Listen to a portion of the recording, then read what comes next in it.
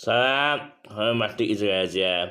Mən hüquqşünaslar Seyidzadə. Bugünkü videoda məlumat verəcəm ki, dəyərli dostlar sizi aldadıb pulunuzu əlinizdən alıbsa və ya borc vermişsə, borcu geri ala bilmişsə, pullarınızı geri almaq üçün nə etməlisiniz? Hüquqi cəhddən. O barədə məlumat verəcəm ki, belə məhkəmədə az müraciət edəsiniz və inzibati qaydada belə pulunuzu ala bilərsiniz. Hörmətli izləyicilər.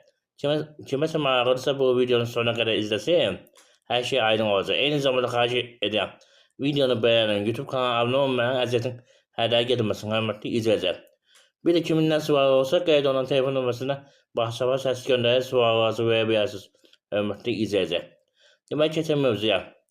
Əgər dəyərli dostlar sizə azalıb deyib ki, pul ver, falan işi görəcəm, falan vaxtı qaytaracağam və yaxud səni işə düzəldəm və yaxud sən falan məsələ hər eyyəm, falan qədər pul ver, məsələsi 5.000, 10.000 ver və işinizi görmür, pulunuzu da qaytarmırsa, o halda birinci növbədə polisə ərizə yazmaq lazımdır mütləq qaydada.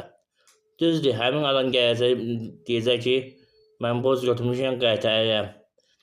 Etiraf edəcək. Bunu mütləq qaydada eləmək lazımdır ki, sizin ərizdə belə müqavilə yoxdursa, heç olmasa polisin belə cinayət işinin vəqə olması barədə qərar olsun.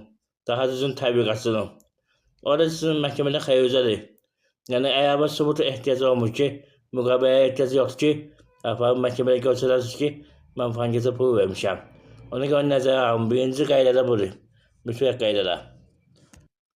İkinci məsələ ondan ibarətdir ki, siz əgər notariusda borc pul vermişsə, müqavilə varsa, artıq bunun üçün məhkəməyə getməyə ehtiyac olmayacaq.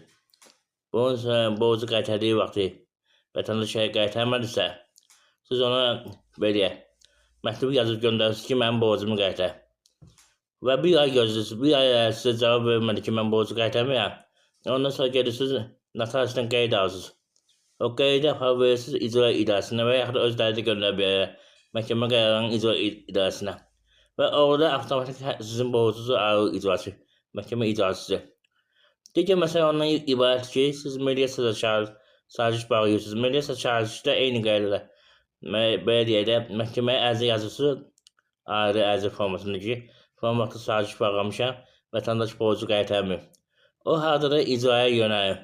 Artıq belə deyək də, iddia kimi baxılmır.